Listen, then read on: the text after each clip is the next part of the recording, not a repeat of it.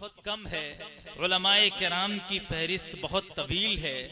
हम चाहते हैं किसी ऐसे नौजवान मुकर्रिर से आपकी मुलाकात कराई जाए जिसको आप बारहा सुनते तो रहते हैं, जिसको आपने देखा भी है, पढ़ा भी है, समझा भी है और उनके साथ रहे भी हैं, गुफ्तो सुनीत भी की है और ताम वगैरह सारी चीजें उनके साथ करते रहे हैं। लेकिन हम चाहते हैं कि जिनकी मेहनतों कद्दो काबिशों से ये महफिल सजी हुई है, उस जाते गिरामी का भी इंतखाब हो जाए, आपके सामने खूबसूरत बयान हो, क्योंकि वो अगर बेहतरीन मुंतजिम है तो दूसरी तरफ वो बेहतरीन मुकर्रिर भी है। आइए वलवला अंगेज खतीब, हजारों के मजमे को संजीदगी बख्शने वाला अदीब, हमारे हरदिल अजीज हजरत मौलाना अमीर हमजा साहब, इमाम खतीब छोटी मस्जिद कंवलैनपुर से दरखास्त करते हैं, तेरे बगैर है मुर्गान नगमजन खामोश, तेरे बगैर है मुर्गान नगमजन खामोश, तेरे बगैर है यारों की अंजुमन खामोश।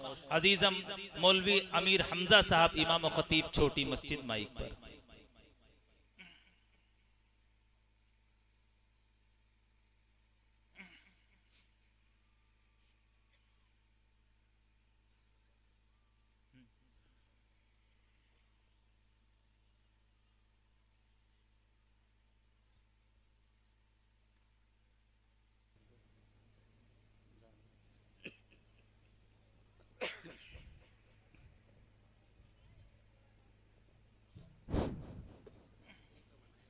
अल्हम्दुलिल्लाह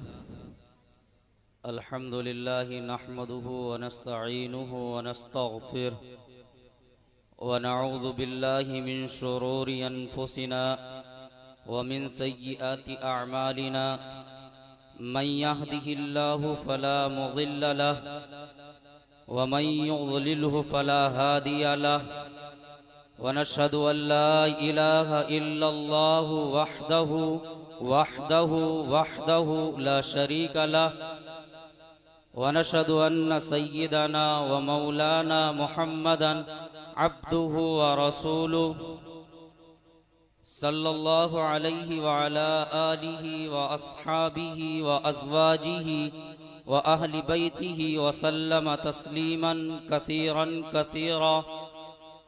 अम्मा बाद, वक़ाल तआला फ़िल क़ुरआनिल करीम वल फ़ुरक़ानिल हमीद, अऊज़ु बिल्लाहि मिनश शैतानिर रजीम, बिस्मिल्लाहिर रहमानिर रहीम। इक़रा बिस्मि रब्बिकल्लज़ी ख़लक़, ख़लक़ल इंसाना मिन अलक़, इक़रा व रब्बुकल अकरम अल्लज़ी अल्लम बिल क़लम। वक़ाल नबी सल्लल्लाहु अलैहि वसल्लम, तलबुल इल्मि फ़रीज़तुन अला कुल्लि मुस्लिम। वक़ाल फ़ी मौज़िइन आख़र, मन सलक तरीक़न यल्तमिसु बिही इल्मन सहलल्लाहु लहु तरीक़न इलल जन्नह। वक़ाल अलैहिस्सलातु वस्सलाम, खैरुकुम मन तअल्लमल क़ुरआन व अल्लम। सदक़ल्लाहुल अज़ीम। मैं नूर के तड़के में जिस वक्त उठा सोकर अल्लाह की रहमत के दरवाजे खुले पाए, आती थी सदा पे हम जो मांगने वाला हो, हाथ अपने अकीदत से आगे मेरे फैलाए। जो रिस्क का तालिब हो मैं रिस्क उसे दूंगा, जो तालिब जन्नत हो जन्नत की तलब लाए। जिसको गुनाहों से बख्शिश की तमन्ना हो, वो अपने गुनाहों की कसरत से न घबराए। वो माइल तौबा हो, मैं माइल बख्शिश हूँ, मैं रहम से बख्शूंगा, वो शर्म से पछताए। वो किश्ते तलब बोए, मैं बारिश रहमत हूँ, मैं देख नहीं सकता खेती कोई मुरझाए। ये सुन के हुए जारी आँखों से मेरी आंसू, किस्मत है मोहब्बत में रोना जिसे मिल जाए। आकाए गदा परवर साइल हूँ तेरे दर पर, मैं और तो क्या मांगूं बस तू मुझे मिल जाए। सदर मोहतरम, हाज़रीन किराम, स्टेज पर जलवा फरोज़ हमारे मुशफ़िक़ व मुहतरम, हमारे वालिद मोहतरम और हमारे अज़ीज़ साथी हज़रत मौलाना इरशाद साहब और दीगर उलमा, पर्दानशी हमारी माएँ बहनें, दूर दराज का सफ़र करके आए हुए हमारे मुअज़्ज़ज़ मेहमानान किराम, मैं सबसे पहले उन हज़रात से जो कि मेरे सामने पिंडाल के बाहर खड़े हुए हैं, मैं उनसे गुजारिश करूंगा कि तमाम ही हज़रात जलसेगाह के अंदर तशरीफ़ ले आएँ, पंडाल के अंदर तशरीफ़ ले आएँ। चूँकि वो नहीं समझ पाते कि इसको बनाने में, इसको संवारने में कितनी मेहनत लगी है, कितनी काविशों और कितनी मेहनतों के बाद में आज ये रात सजाई गई है। मैं उन हज़रात से दरख्वास्त करूँगा और जो हमारे गांव के महल्ले के जो अजीज़ साथी हैं, मैं उनसे कहूँगा कि उन तमाम लोगों को पिंडाल के अंदर लाया जाए। मैं एक बात कहूँ मज़ाह के तौर पर कि ये जो मर्द बाहर खड़े हुए हैं पिंडाल के बाहर, इनसे अच्छी वो औरतें हैं जो पिंडाल में बैठी हैं। ये रास्ता औरतों का है, मर्द वहां क्यों खड़े हैं? मर्द अपनी जगह पे आ जाएं। उनके लिए गद्दे डाले गए हैं, दरी बिछाई गई है, आप आए अंदर बैठ करके समाअत करें। चलिए खैर, मैंने आप हजरात के सामने मैं थोड़ा सा मुख्तसर बयान करूंगा, जो कि मैं जुमे में बयान करता रहता हूं, बस उतना ही वक्त लूंगा, बस इतना रहेगा कि मैं जुमा नहीं पढ़ाऊंगा। मैंने आप हजरात के सामने कुरान पाक की एक आयत तिलावत फरमाई, चंद आयतें, और नबी पाक सल्लल्लाहु अलैहि वसल्लम के बहुत सारे 2-3 हदीस पाक पेश फरमाई। मैं चूंकि इस दौर को, इस वक्त को और इस दुनिया की सियासत को और इस्लामी दुश्मन ताकतों को देख करके ये मौजू आपके सामने रख रहा हूं, और चूंकि मर्द के साथ साथ में हमारी माएँ बहनें भी तशरीफ लाई हैं, मैं उन तक ये पैगाम भी पहुंचाना चाहता हूं कि ये दुनिया हमसे क्या चाहती है।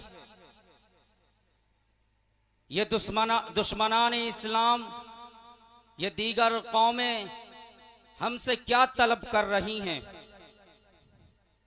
मैं थोड़ी सी बात इस पर बयान करूंगा, आप हजरात इसको बगौर समाअत फरमाएं और सुनने के बाद इस पर तवज्जो भी दें। आप यहां बैठकर यह ना देखें कौन मुकर्रिर कितना अच्छा कह के गया, किसने कौन सी गुफ्तगू की, किसके अल्फाज अच्छे थे, कौन धड़िल्ले से बोल रहा था, कौन हल्के बोल रहा था। आप ये देखें उसने कौन सी पॉइंट की बात की है, आप उनको सवार करके यहां से ले जाइए, क्योंकि जलसे का नाम इस्लाह मुआशरा है और हर एक चीज का मकसद होता है। जैसे सूरज का मकसद है रोशनी को पैदा करना, दिन को निकालना। दाने को जब जमीन के अंदर डाला जाता है तो उसका मकसद होता है कि इससे अनाज निकाला जाएगा। इस जलसे का भी एक मकसद है कि इस जलसे के जरिए आप तक वो बातें पहुंचाई जाएं जो उम्मत मुस्लिमा के लिए, जो मुआशरे के लिए, जो हमारे समाज के लिए, हमारे बच्चों के लिए, हमारी बच्चियों के लिए मुफीद हों। उन बातों को बयान किया जाएगा। मैंने आप हजरात के सामने इक़रा बिस्मि रब्बिकल लज़ी वाली आयत पढ़ी। आज पूरी दुनिया के अंदर हर तरफ से जो गैर मुस्लिम, जो यहूद और नसारा, जो दुश्मनान इस्लाम हैं, वो हमसे कहीं ज्यादा मजबूत, कहीं ज्यादा हमसे आला मकाम पर, कहीं ज्यादा हमसे उनकी सरबलंदी, हर तरफ हर डिपार्ट में हमसे आगे। क्यों? 1400 साल पहले जब नबी पाक अलैहिस्सलातु वस्सलाम इस रुए जमीन पर तशरीफ लाए तो उससे पहले इस उम्मत का बहुत बुरा हाल था, लेकिन हमारे आका सल्लल्लाहु अलैहि वसल्लम ने उस उम्मत को संवारा, हर एक चीज दी। अल्लाह ने कानून शरीयत कुरान करीम को अता फरमाया और कुरान करीम के अंदर जिंदगी गुजारने का एक तरीका लिख दिया जो दुनिया जब तक कायम है, कयामत आने तक के वो एक कानून है हमारे लिए। अगर हमने उस कानून से मुंह को मोड़ लिया, अगर हमने उस कानून को छोड़ दिया, अगर हमने उस कानून की खिलाफ वर्जी की, तो याद रखना वो रब्बे करीम का कानून है, वो पैदा करने वाले का कानून है, वो उस खालिक का कानून है जिसने हमें वजूद बख्शा है। अगर तुमने उसके कानून की खिलाफ वर्जी की, उसके कानून को ठुकराया, तो याद रखना तुम चाहे कितनी इज्जत के आसमान पर क्यों ना हो, तुम जिल्लत और पस्ती के गार में जा गिरोगे। और आज हमारा वही हाल है कि हमने कुरान तो उठा करके रख दिया, कुरान को सवार करके रख दिया, सीना ठोक के बोलते कि हम मुसलमान हैं, कुरान पर ईमान रखते हैं, कुरान पढ़ते हैं, वो अल्लाह की किताब है, हाँ मानता हूं सब कुछ है, लेकिन तुम्हारा उस पर अमल नहीं। इक़रा पढ़िए। अल्लाह ने जो सबसे पहला जुमला, जो कुरान की सबसे पहली आयत, इक़रा बिस्मि रब्बिकल लज़ी खलक, मुसलमानों के लिए कानून बनाया था, इस्लाम के मानने वालों के लिए कानून बनाया था। यह कानून बनाया था हमारे लिए, हमारी औलादों के लिए, हमारे बच्चों के लिए, हमारी जनरेशन के लिए। लेकिन अफसोस इस बात का होता है कि हमने इक़रा के ऊपर अमल करना छोड़ दिया। गैर मुस्लिम यहूद और नसारा ने इक़रा के ऊपर अमल करना शुरू कर दिया। आज हमने अल्लाह के कानून को ठुकराया, हम जिल्लत के गार में जा गिरे, और वो दूसरी कौमें यहूद और नसारा सरबलंदी पकड़ रही, दूसरी कौमें सरबलंदी पकड़ रही। यहां पर बैठे मजमे के अंदर मैं सवाल करूंगा कि कौन ऐसा बाप है, कौन ऐसी मां है जो ये ना चाहती हो कि मेरा बच्चा भी एक अजीम शख्स में गिना जाए, हमारी औलाद भी तरक्की करे, हमारी औलाद भी लोगों के दरमियान खड़ी हो, हमारी औलाद भी एक अजीम गिनती के अंदर आए। कौन ऐसा बाप है? सब ये सोचते हैं कि हमारी औलाद हमारी फरमाबरदारी करे, हमारी औलाद हमारा कहना माने, हमारी औलाद ताबेदार बने, मैं जो उसको हुक्म करे, मैं जो उसको हुक्म करूं, मैं उससे जो कहूं वो एक बार में हमारा कहना मान ले। लेकिन तुम्हें पता है खराबी कहां होती है? खराबी होती है हमारे वालिदैन से, खराबी होती है माँ बाप से, खराबी होती है उनकी तरबियत करने वालों से, खराबी होती है उनके पालने वालों से।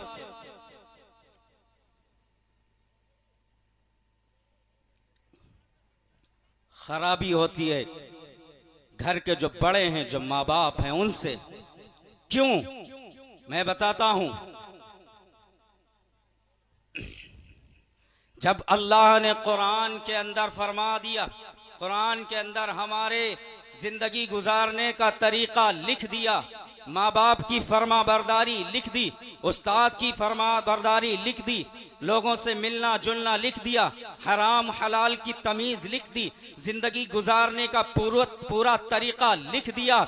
अब अगर हमने बच्चे को यहूद और नसारा के कॉलेजेस के अंदर, यूनिवर्सिटी के अंदर तालीम देने के लिए दाखला करा दिया, हम उन खिंजीर खाने वालों के स्कूलों के अंदर अगर हमने उनको तालीम दिलाई, अगर हमने उन यहूद और नसारा के स्कूल और कॉन्वेंट के अंदर तालीम दिलाई कि जिस जिसकी यूकेजी से लगा करके एलकेजी से लगा करके डॉक्टर, इंजीनियर, वकील, आप लॉ करा दीजिए, डबल LLM कुछ भी करा दीजिए, आप कहीं भी दुनिया की किसी तरक्की पर खड़ा कर दीजिए, लेकिन याद रखना तुम्हारी औलाद बचपने से मरते दम तक वक्फिज लहुमा जनाअज़्ज़ुल्ली मिनर रहमा वक़ुर रब्बी रहमहुमा कमा रब्बयानी सगीरा नहीं पढ़ सकती।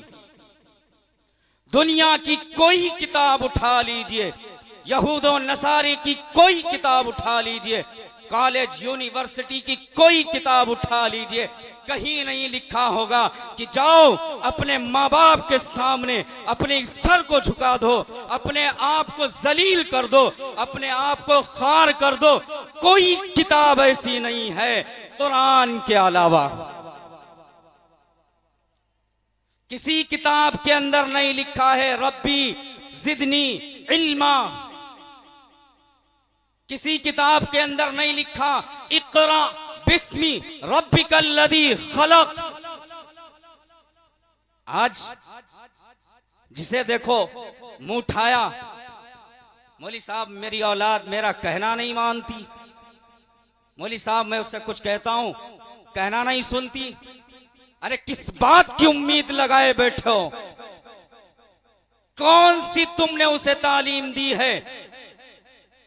कौन सी किताब के अंदर लिखा था कि अपनी मां से अपने बाप से उफ तक मत कहना? है कोई किताब, कोई मौजूद किताब है कि जिसके अंदर मना किया गया हो कि अपने वालिदैन से कोई ऐसा जुमला ना कहना, अपने वालिदैन से कोई ऐसी बात ना कहना जो उनके दिल को ठेस पहुंचाती हो? है कोई किताब? तुमने कुरान से दूर कर दिया, अहदीस से दूर कर दिया, डॉक्टर बना दिया, इंजीनियर बना दिया, सब कुछ बना दिया, लेकिन वो तालीम नहीं दी कि जिससे वो तुम्हारी ताजीम करती। वो तालीम हमसे हमारे गैरों ने छीन ली। गैरों के बच्चे आगे चले गए, यहूदो नसारा के बच्चे आगे चले गए, गैर मुस्लिमीन उनके बच्चे आगे निकल गए, और हमारे बच्चे आज भी उसी हालत पर हैं, आज भी वहीं पर खड़े हैं। क्या वजह है? क्यों ऐसी तरबियत क्यों नहीं दी जाती है कि उनको कुरान पढ़ाया जाए, अहदीस पढ़ाया जाए? मैंने जुमे के अंदर भी ये बात कही थी कि तालीम, इस्लामी तालीम का लिहाज, उसकी अहमियत, उसकी वक़ात, उसकी कदर, उसकी कद्र व मंजिलत हमारे दिलों से निकल चुकी है, और निकालने वाला कोई दूसरा नहीं है बल्कि यही यहूदो नसारा, यही दुश्मनान इस्लाम है कि जिन्होंने हमारी जनरेशन को, मुसलमान बच्चों को, मुसलमान बच्चियों को हमारी इस्लामी तालीमात से दूर कर दिया। उनका मिशन यही है कि हम कुरान से दूर हो जाएं, अहदीस से दूर हो जाएं, नमाज से दूर हो जाएं, हमारे चेहरों पर दाढ़ी ना हो, हमारे सर पर टोपी ना हो, हमारे तन पर कुर्ता पैजामा ना हो, हमारा लिबास शरई ना हो। उनका मिशन यही है, और उस मिशन को आगे बढ़ाने वाले हम ही लोग हैं, इसके जिम्मेदार हम ही हैं, कोई दूसरा नहीं है। अगर एक बाप चाहे तो अपनी औलाद को पढ़ा सकती है, कुरान पढ़ा सकती है, आलिम हाफिज बना सकती है, आलिम हाफिज के साथ में डॉक्टर, इंजीनियर बना सकती है, लेकिन हमारे माँ बाप ने इस बात से, इस तरफ से तवज्जो हटा ली, जिसका नतीजा यही निकल रहा है कि औलादें नाफरमान हो रही हैं, कहना नहीं मानती हैं, कुरान से दूर हैं, अहदीस से दूर हैं, नमाज से दूर हैं, रोजे से दूर हैं, हर चीज से दूर हैं। माएं, मैं अपनी माओं से कहना चाहता हूं, मैं अपनी बहनों से कहना चाहता हूं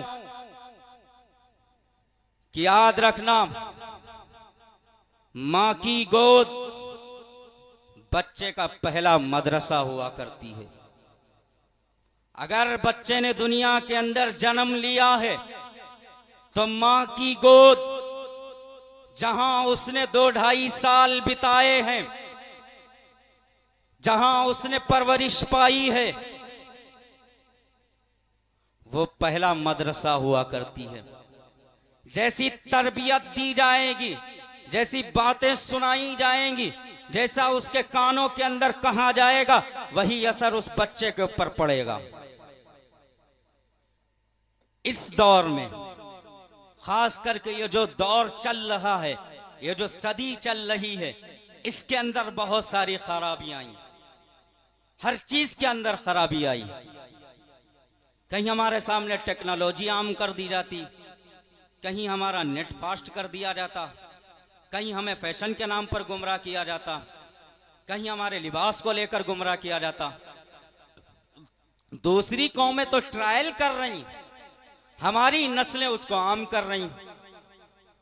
अगर एक अंग्रेज फटी पैंट पहन ले सिर्फ ट्रायल के लिए कि देखो कैसा लगता हूं, अगर वो निकले, वो तो ट्रायल कर रहा था कि देखो कैसा लगता हूं, लेकिन इस कौम का हाल ये है कि उसको आम दिनों के अंदर पहनना शुरू कर देती। वो मैं अक्सर बयान में जुमे के अंदर कहता हूं, ये जो मूवीज और जो हमारे सामने वीडियोस आती हैं, वो रियल लाइफ होती है। उसके अंदर बनाया जाता है, उनको संवारा जाता है, उनको एक्टिंग करने के पैसे दिए जाते हैं।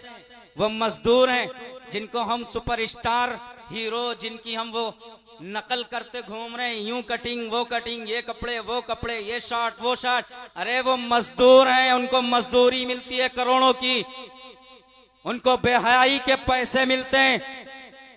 वो नंगा नाच यूं ही नहीं पर्दे के ऊपर नाच रहे।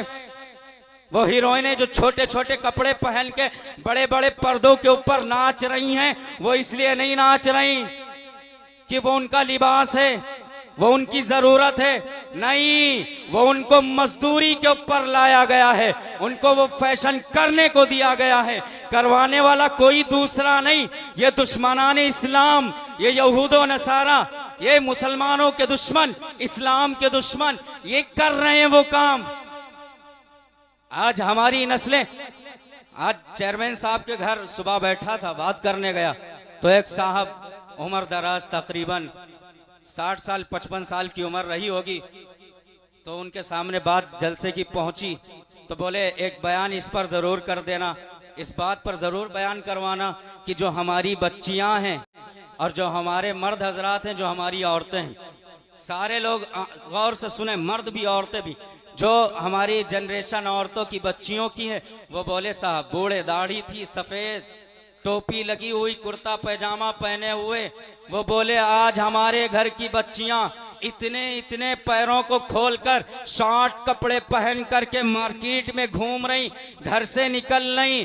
जिनको पर्दे का हुक्म दिया गया, वो नबी कि जो इस उम्मत का, इस दुनिया का, सारी कायनात का दूल्हा बना करके भेजा गया, उसकी बीवी, उनकी अज़वाज मुताहरात, उनकी बेटियों को अल्लाह रब्बुल इज्जत कुरान के अंदर हुक्म दे रहा है, या अय्युहन नबिय्यु कुल्ली अज़वाजिका व बनातिका व निसाइल मुमिनीन युदनीना अलैहिन्ना मिन जलाबिबिहिन्ना, कि अपनी औरतों से, अपनी बेटियों से, बीवियों से और तमाम मुसलमानों की औरतों को इस बात का हुक्म दे दीजिए कि वो अपने ऊपर चादर लटकाए रहा करें, वो पर्दे के अंदर रहा करें। क्या जरूरत थी अल्लाह को? नहीं, ये हुक्म है कुरान का, ये शरीयत है मोहम्मद रसूलुल्लाह की। अगर हम सीना ठोक करके ये कहने वाले हैं कि हम कलमे तैयबा को पढ़ने वाले हैं, रसूल के मानने वाले हैं, हम हदीस पर अमल करने वाले हैं, कुरान हमारी किताब है, हदीस हमारे लिए कानून है, तो याद रखना अगर तुमने उनकी खिलाफ वर्जी की तो दुनिया के अंदर जलील तो होगे, कल कयामत में जनाबे मोहम्मदुर रसूलुल्लाह सल्लल्लाहु अलैहि वसल्लम के सामने जिल्लत का सामना करना पड़ेगा।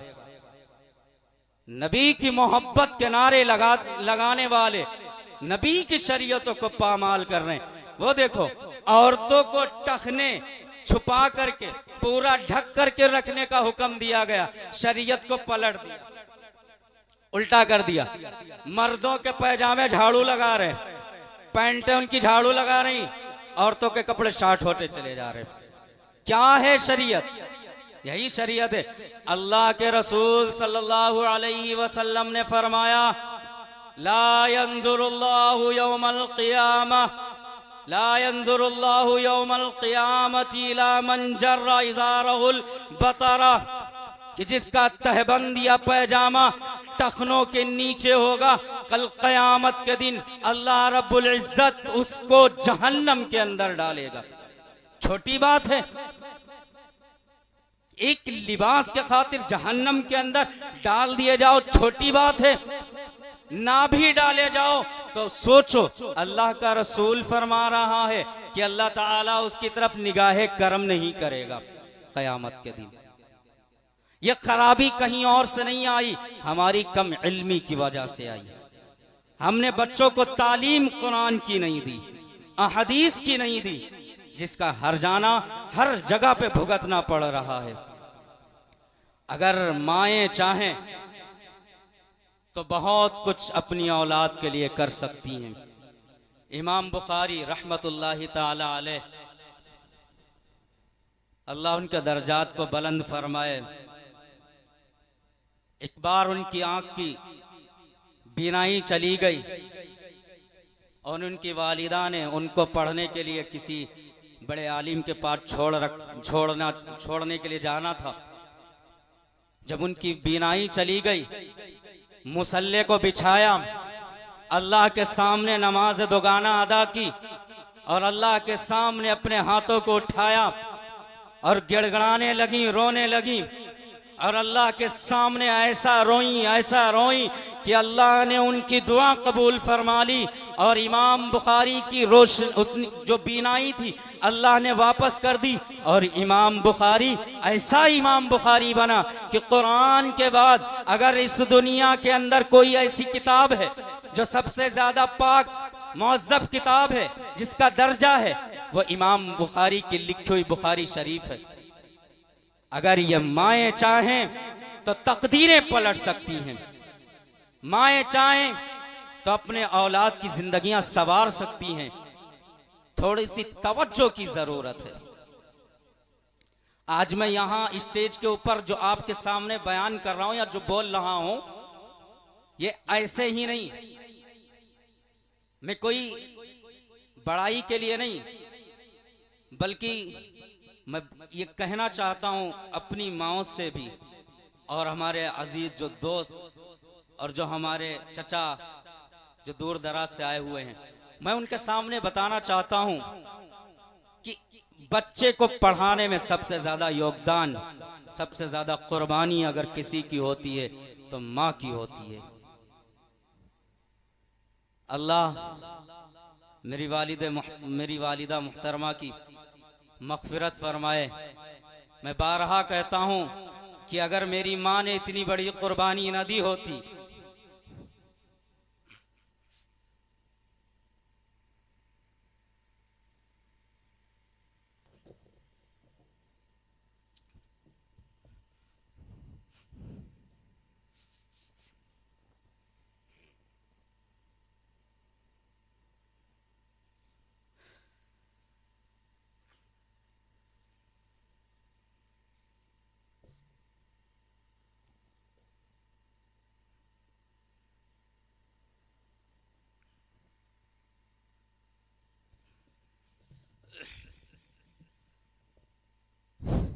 अगर मेरी माँ ने इतनी बड़ी कुर्बानी ना दी होती तो आज मैं यहाँ पर बैठने के लायक नहीं होता।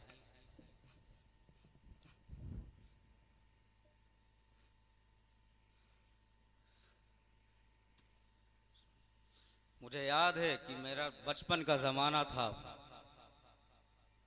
वालिद मोहतरम के पास में हिफ्ज़ किया करता था। एक बार घर पे गया और जाने के बाद में 2-3 दिन घर पे रहा। आने का दिन हुआ, मैं घर से आ नहीं रहा था। देखो माँ की कुर्बानी उन बहनों का प्यार कि उन्होंने मुझे घर से बाहर निकाला और कपड़े दिए, बोले अब तुम्हें जाना है। मुझे जाना था, मुझे आना था, मुझे पढ़ना था और उन्हें पढ़ाना था, मुझे कुछ बनाना था। घर के दरवाजे बंद कर लिए।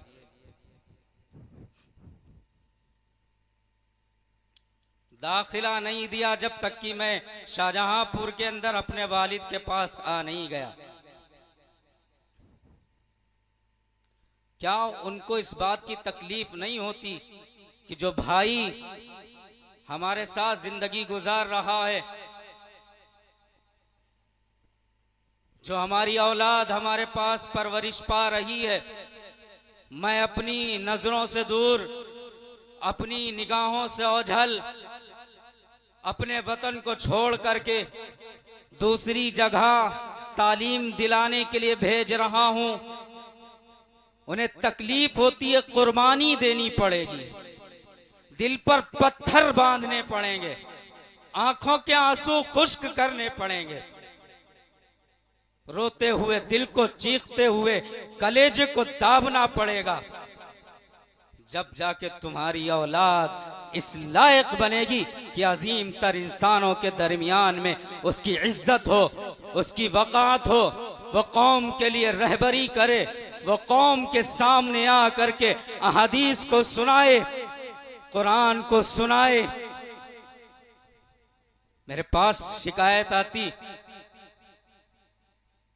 मेरी कोई शिकायत आपसे नहीं है, मेरी शिकायत है आपकी ममता के ऊपर, आपकी इस थोड़ी सी कुर्बानी के ऊपर कि जिस दीन के पीछे, जिस कुरान के पीछे, जिस इस्लाम के पीछे रोजे अजल से लेकर के अब तक शैतान हाथ धोकर पड़ा हुआ है, दूसरी कौमें हाथ धोकर के पड़ी हुई हैं।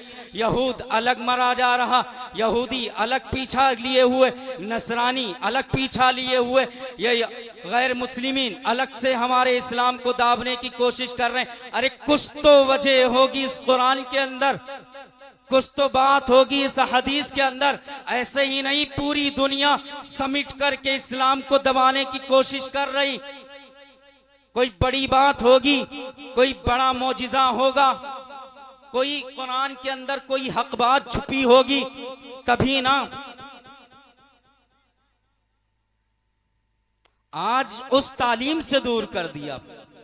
मैं सवाल करूंगा तुम्हारी ममता के ऊपर कि जिस कुरान के ऊपर, जिस दीन के ऊपर जब शैतान हाथ धोकर के पीछे पड़ा हुआ है, तो वो क्या चाहेगा कि तुम्हारी औलाद कुरान पढ़े? क्या कोई चाहेगा कि तुम्हारी औलाद हदीस का तर्जुमा करे? नहीं चाहेगा। इसलिए इन यहूदों नसारा की चाल है कि हमारी जनरेशन को खराब करने के लिए, हमारी युवा को खराब करने के लिए, हमारे नौजवानों को खराब करने के लिए हमारे सामने ऐसी ऐसी चीजें इजाद करती है, हमारे सामने ऐसे टेक्नोलॉजी ला करके आम कर देती है, हमारे सामने इन मोबाइलों के जरिए, नावलों के जरिए, नाटकों के जरिए, सीरियल के जरिए, वेब सीरीज के जरिए, मूवीज के जरिए ऐसी चीजें ला करके रख देती है कि जिसमें हमारी जो नौजवान पीढ़ी है वो सारी मुलव्विस हो जाती है। आज औरतें मर्द बनने की कोशिश कर रही, मर्द औरत बनने की कोशिश कर रहा, मर्दों के कान छिदे घूम रहे, औरत जेवर नहीं पहन रही। तुम्हारी मौतें हो जाती हैं, तुम्हारी रूहें निकल जाती हैं टखने से ऊपर पैजामा करने से। और वो माएं बहनें कि जिनको हुक्म दिया गया उनके ऊपर जर्रा बराबर भी चू नहीं रेंगती, अपने कपड़ों को शांट करते चली जा रही। मजाक बना के रख दिया दीन का कि जिसका हर जाना जो भुगतना पड़ रहा है, पूरी कौम को भुगतना पड़ रहा है। और मैं इस मंच से, इस स्टेज से और तमाम लोगों की मौजूदगी में कहना चाहता हूं कि इस बुराई का, इस गुमराही का, कुरान की नाफरमानी का, हदीस की नाफरमानी का, कुरान के कानून की खिलाफ वर्जी का हर जाना, हमारे गुनाहों का समरा अगर हमें नहीं मिल रहा है तो याद रखना वहां फलस्तीन के अंदर हमारी माएं बहनें भुगत रही। ये कोई ये ना सोचे कि ये उनका मसला है, ये मसला पूरी कौम का है। इस उम्मत से यकबारगी अगर आजाब हटाया ना गया होता, अगर इस उम्मत से अल्लाह के रसूल ने दुआ ना की होती कि अल्लाह इसको हलाक और बर्बाद ना करना, जैसे आद को कर दिया था, समूद को कर दिया था, तो हमारे आमाल, हमारी गुमराही, कुरान की खिलाफ वर्जी, हदीसों से मुंह मोड़ लेना, इनका नतीजा ये था कि हमारे ऊपर, उनके ऊपर तो आग की बारिश हुई थी, हमारी तो ऐसी हालत हुई है कि बता नहीं सकता। पूरी दुनिया आंख से तोप दी जाती, इतना बड़ा हम गुनाह कर रहे हैं, जर्रा बराबर भी जू नहीं रेंगती। इक़रा बिस्मी रब्बिकल लज़ी खलक, अल्लाह कह रहा है इक़रा पढ़ो। जब हुक्म दिया कोई कैद नहीं लगाई पढ़ने की, कहा पढ़ो, इंग्लिश पढ़ो, हिंदी पढ़ो, उर्दू पढ़ो, कुरान पढ़ो, साइंस पढ़ो, ला पढ़ो, जो चाहे सो पढ़ो। लेकिन अल्लाह ने आगे कह दिया हरफे बा बिस्मिल्लाह के जो मुताल्लिक होता है फेल के, अल्लाह ने कह दिया बिस्मी रब्बिकल लज़ी खलक, उसके नाम से पढ़ो कि जिसने तुम्हें पैदा किया। है कोई किताब कि जिसको बिस्मिल्लाह से शुरू किया जाता? बताए कोई? ए फॉर एप्पल से पहले कोई बिस्मिल्लाहिर्रहमानिर्रहीम पढ़ता हो? कोई टीचर पढ़ाती हो फिर कहता हो ए फॉर एप्पल? खाली बिस्मिल्लाह के 10,000 मसाइल हैं, उसकी बरकत कोई छोटी आम बात नहीं है। क्या है? 2-4 घंटे अगर हम अपने औलाद को कुरान की तालीम में लगा दें, उससे ज्यादा तो हम 2.5-3 घंटे की मूवीज दिखा करके बच्चों को बहला देते। जरा सा रोया उठा करके मोबाइल थमा दिया, जरा सा रोया थोड़ी सी टीवी चला दी, जरा सी जिद की उठा करके मार्केट ले आए। अरे कैसे अल्फाज अदा करूं, अफसोस होता है। क्या है, क्यों करते हैं ऐसा हम लोग?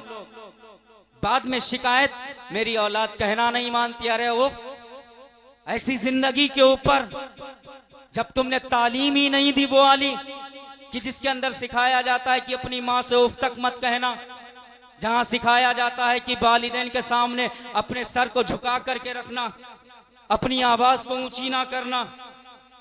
तालीम दो अंग्रेजों वाली, तालीम दो यहूदो नसारा वाली, उन खिंजीर के खाने वाली, शराब पीने वाली कौम की तालीम दिलाओ।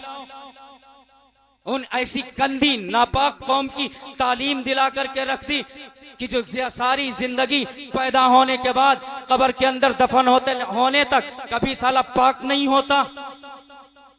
उस कौम की तालीम और तवक्को उम्मीद लगाए इस बात की हमारा बेटा नमाजी हो, परहेजगार हो, आलिम साहब के पास बैठे, हमारा कहना माने।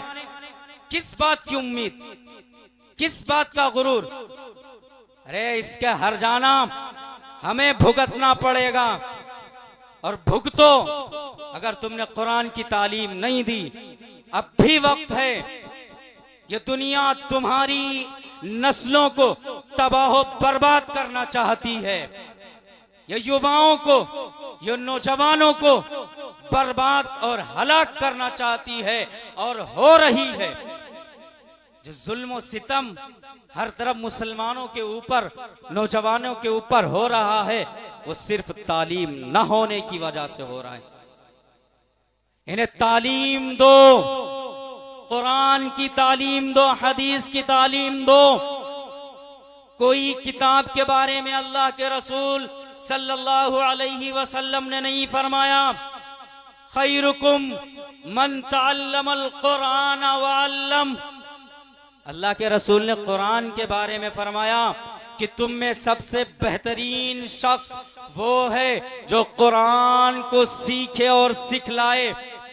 और हम बेहतरीन बनाने में लगे डॉक्टर, इंजीनियर, न जाने क्या क्या पढ़ा दिया, हराम हलाल की तमीज हुई नहीं, क्योंकि हराम और हलाल की बात तो कुरान में लिखी थी, अहदीस में लिखी थी।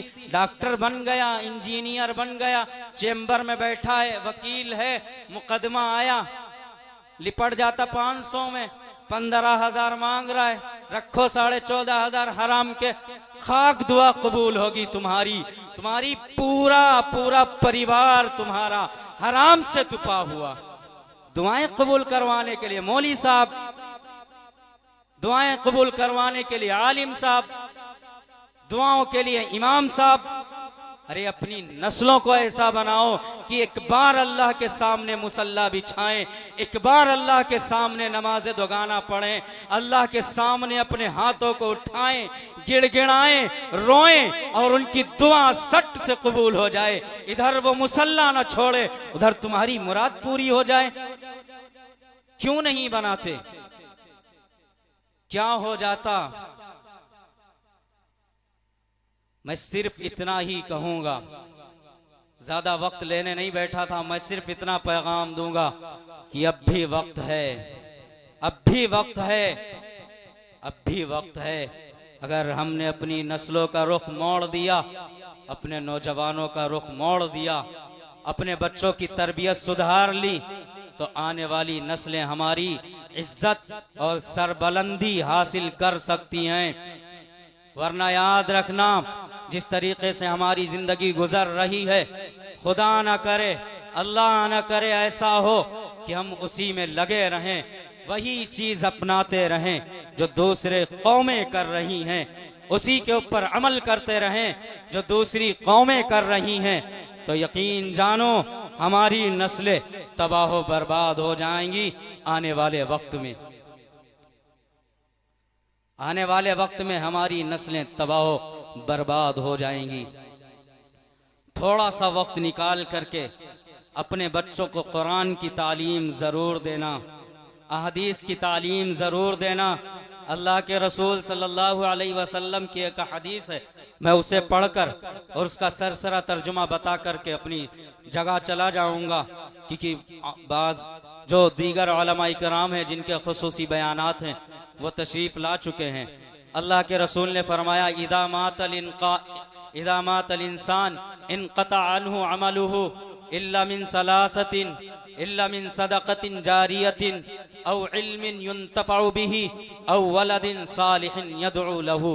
अल्लाह के रसूल सल्लल्लाहु अलैहि वसल्लम ने फरमाया, जब इंसान मर जाता है तो उससे उसके अमाल मुनक़ते हो जाते हैं, लेकिन 3 चीजें अल्लाह के रसूल ने फरमाई कि उसके बाद भी जारी रहती हैं।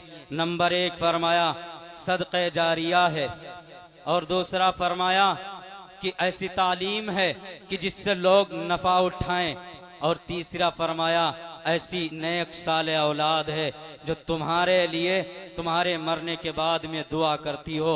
अगर हमने कुरान से दूर रखा, अहदीस से दूर रखा, इस्लाम की तालीम से दूर रखा, न तुम्हारी औलाद नफा बख्श होगी, न तुम्हारे मरने के बाद में ईसाले सवाब करने वाला कोई नहीं होगा। फिर तुम वही करोगे जो अभी तक करते चले आए हो। 15 बुलाओगे, उसके बाद 2-2 पकड़ाओगे, दुआ करवाओगी, अब उसके दुआ करवाओगे, फिर अम्मा को बख्शवाओगे, अब्बा को बख्शवाओगे और अहबाब को बख्शवाओगे। नहीं, ऐसा बनाओ कि तुम्हारी औलाद तुम्हारे लिए दुआ करे, तुम्हारी औलाद तड़पे अपनी माँ के लिए, अपने बाप के लिए, अपने भाई के लिए, खुद अपनी जिंदगी के लिए। अभी वक्त है, अभी वक्त है। मैं बस इतना ही कहूँगा, यही पैगाम था। आप हजरात से मेरी फिर से एक बार दरख्वास्त है, जो इधर खड़े हुए हैं, मैं चला जाऊंगा, बाद में ऐलान नहीं हो पाएगा। आप लोग पिंडाल के अंदर आ जाएं। सर्दी की वजह से पिंडाल लगवाया था और हमारा पैसा भी वेस्ट हो रहा, हमारी मेहनत भी जा रही।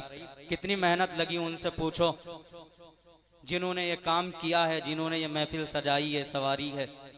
एक बात और कहूँगा कि जो हमारे हजरात इसमें जिन्होंने बड़ी मेहनत और मशक्क़त की, बाद हमारे नौजवान साथी यहाँ मौजूद हैं और बाज जा चुके हैं अपने कारोबार के लिए शहर, दूसरे शहर। उनकी बहुत तमन्ना थी कि अपने गांव का जलसा देखें, उनकी कोशिश थी कि मैं यहाँ हाजिर रहूँगा, लेकिन ये कैमरे के ज़रिए लाइव चल रहा है तो उनको इत्तला दी जा चुकी है। वो लोग अपने मोबाइलों के अंदर या जो भी तरीका अपना रहे हों वो लाइव इसको देख रहे हैं। तो मैं गांव वालों से ये भी कहूँगा कि इस तरीके से कोई ना पेश आए कि दूसरे लोगों को तकलीफ हो। ये हर जगह देखा जा रहा है, आप लोग यहाँ आकर के बैठ जाएं, उनकी मेहनतें हैं, उन्हें तकलीफ पहुँचेगी। वाखिर दावाना अनिल हम्दुलिल्लाहि रब्बिल आलमीन।